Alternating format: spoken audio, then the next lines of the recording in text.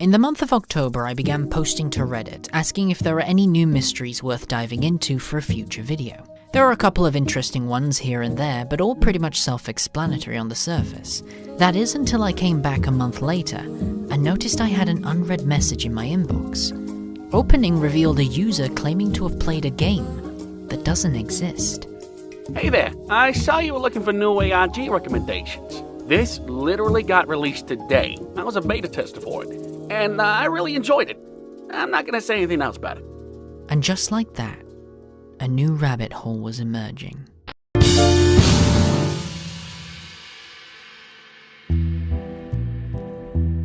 The message contained a link which sent me to a video titled What Happened to Crow 64, which on the surface appears to be just your typical gaming YouTube channel that's giving us a brief history into a failed Nintendo game from the 90s called Catastrophe Crow.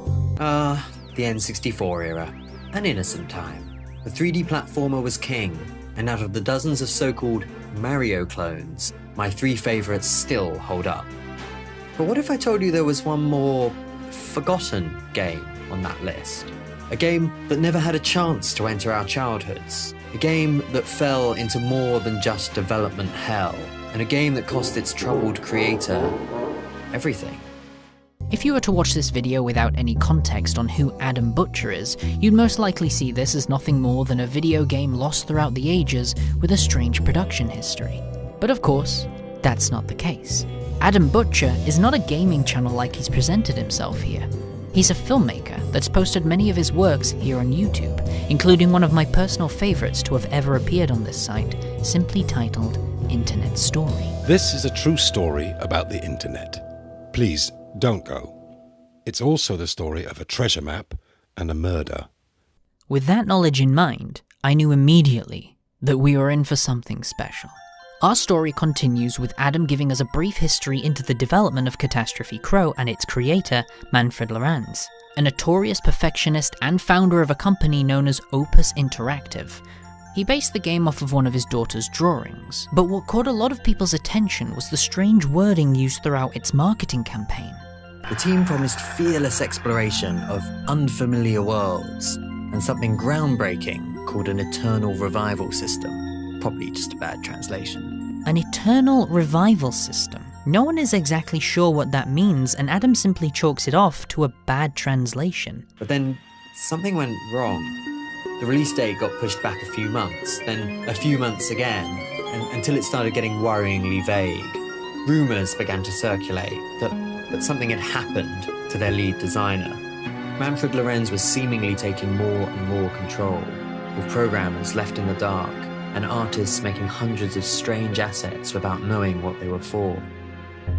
Soon, a series of forum posts appear from disgruntled anonymous staff. One suggested that Lorenz's home life had completely broken down, saying that he hadn't seen his family in months, while a tester claimed that he had found something in the game, something that Manfred had unintentionally created. In a post from February 2001, over a year beyond their original release date, one staff member said he approached Manfred directly, pleading with him to think of the player and let them release the game, to which Manfred replied, "The player is gone." The mystery grew even further after Manfred fired all his staff and decided to work on the game in complete isolation before disappearing. But when they arrived at Opus, Manfred, for probably the first time in years, was not there. All the development hardware and backups had disappeared. Manfred wasn't at home either, and they learned that his wife had left the country over 6 months ago. The only clue left was that his car and the sailing boat normally hitched to it were gone. 2 days later, and Manfred's boat was found floating a few miles off the coast of Cuxhaven. There was no sign of him or the stolen equipment, only a neat pile of clothes and a note. Addressed to his wife, the note makes no mention of the game or his debts, only that he had finally gone home. If we translate the note to English, we get, "Marta, you were always in the right, and remain it till the last day. It's impossible to look into people's heads to decode their behavior, to find out why they are so cruel to one another. We both did what we thought was right, and yet we could accuse one another of insanity. You've only taken from me, and I from you, so the world can remain open. My path is set in place. I have finally gone home. The ending line alludes to Manfred taking his own life, and while a lot of the evidence is certainly pointing towards that, if we pay close attention to the numbers on the letter, it's a Virginia cipher that can be decoded into 3 different sentences, the most significant one being, Nils, I'm alive. Catastrophe Crow disappeared with him. No one would ever play it. After 5 years of development, what the game really was and what had obsessed its creators so relentlessly would remain a mystery lost to the depths. Or so I'd thought, because since I first began this video, I've been checking eBay every day for any sign of the game. And 2 weeks ago, I found this, what appears to be a genuine development card from Opus Interactive. The seller said he'd found it in his attic, but didn't seem to really know what he had. So I bought it, and now it's here. What might be the only surviving copy of Catastrophe Crow. And we're gonna play it. I believe it should work fine on my PAL N64, and if it doesn't, we'll try something else, but for now I just thought we'd do a playthrough. While the game is booting, a strange layout appears on screen. Users managed to figure out it was a message from the creator, and the letters were scattered across the game. Once finding all letters and attaching them to the message, we get this. I'm sorry I could not be with you in the end. I was too afraid. I ran, and now I'm in hell. One I made myself. I dreamed of you playing this one day, but you never will. Please forgive me, my little crow. Please forgive me, both of you. Dad, this is only for your little brother now. It appears as though this letter was intended for one of Manfred's children, Thea, most likely his daughter. Considering the game was based off of one of his daughter's drawings, it's possible the entire game was designed specifically for her, but reading the opening and ending lines suggest he may have lost her during the production.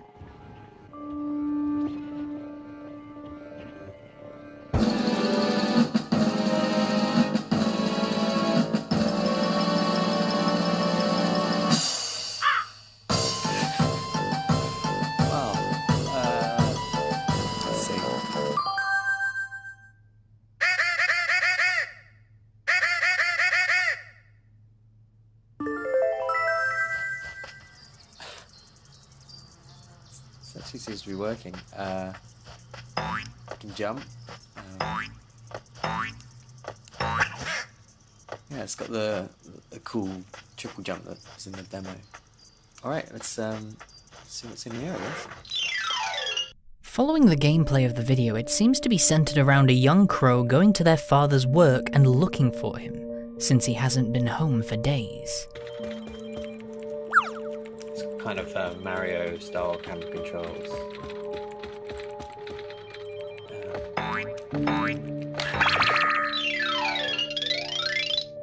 But as the levels continue, the game starts to deteriorate, and strange levels of the map start to appear. A phone would be heard constantly throughout the office with no way to stop it. Unfinished areas appear across the map. Strange creatures begin appearing and disappearing in the distance with no true explanation as to why.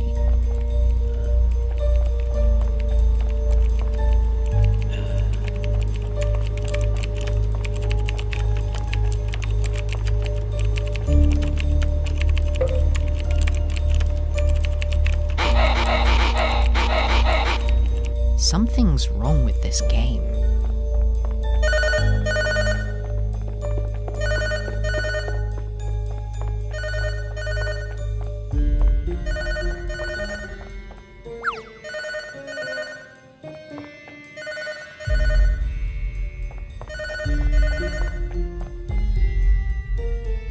Later down the line, an invisible wall hidden behind the filing cabinet leads to a black void, but if we continue walking, we find a boat and another crow jumping off with computer equipment in their arms, potentially referencing the alleged suicide the creator had done out at sea. It said in the video that Manfred stole equipment from the company and it was never found.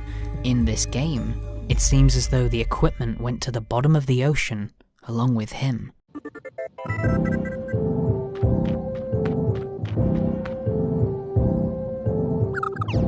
The final level has missing textures, the pathways replaced with pictures of teddy bears, along with a home looking exactly like Manfred's sitting comfortably behind us. By entering the home, our character changes into an older crow, with spectacles on his beak and aging feathers on his wings. It seems we can explore the home, but the final piece of footage we get is when we enter the child's bedroom.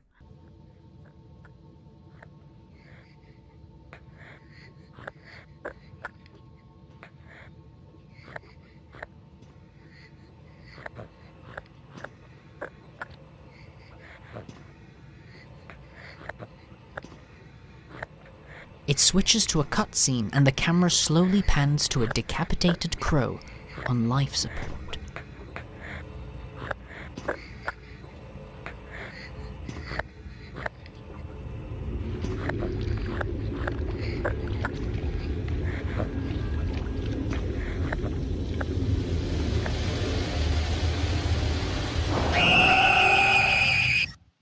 The video ends there.